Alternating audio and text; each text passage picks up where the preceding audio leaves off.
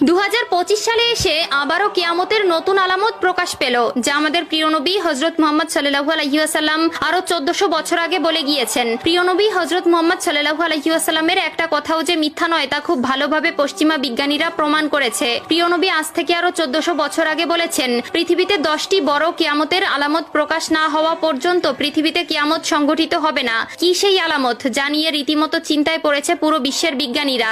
আপনি যদি একজন মুসলিম হয়ে থাকেন তবে ভুলেও ভিডিওটি এড়িয়ে যাবেন না, কারণ আমরা আজকে আপনাদের জানাতে চলেছি প্রকাশিত হওয়া সেই কিয়ামতের আলামত সম্পর্কে। আর আপনি যদি আমাদের প্রিয় নবী হযরত মুহাম্মদ সাল্লাল্লাহু আলাইহি ওয়াসাল্লামকে ভালোবেসে থাকেন তবে অবশ্যই কমেন্ট বক্সে আলহামদুলিল্লাহ কমেন্ট করবেন আর ভিডিওটি শেয়ার করে দিতে ভুলবেন না, কারণ আপনার একটি শেয়ারে আরো অনেক মুসলিম ভাই ও বোনেরা কিয়ামতের এই আলামত সম্পর্কে জানার সুযোগ পাবে। তো চলুন বেশি কথা না বলে শুরু করা যাক আজকের এই ভিডিও। হাদিসে বর্ণিত আছে, কিয়ামত সংঘটিত হওয়ার পূর্বে পুরো পৃথিবী থেকে পবিত্র আল কোরআন উঠিয়ে নেওয়া হবে। প্রিয় দর্শক, কিয়ামতের নিকটবর্তীতার প্রমাণ স্বরূপ কিছু আলামত প্রকাশ পাবে। এর মধ্যে কিছু হবে বড় আলামত, আবার কিছু হবে ছোট ছোট আলামত। ইতিমধ্যে পুরো বিশ্বে অসংখ্য কিয়ামতের ছোট আলামত প্রকাশিত হয়েছে।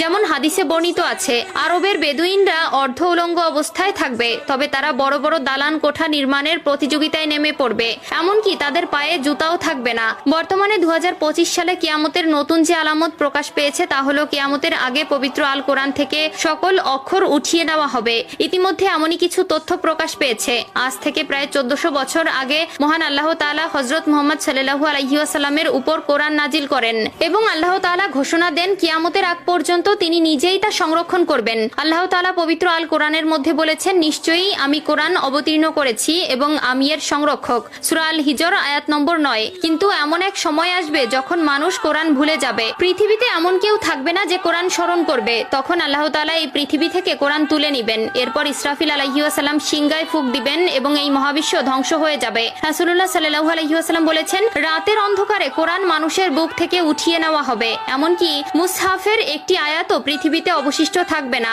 ইবনে মাজাহ হাদিস নম্বর 4050। কিয়ামতের আগে পৃথিবীতে কোনো মুমিন ব্যক্তি থাকবে না। কিয়ামত আসবে পৃথিবীর সবচেয়ে নিকৃষ্ট মানুষদের উপর।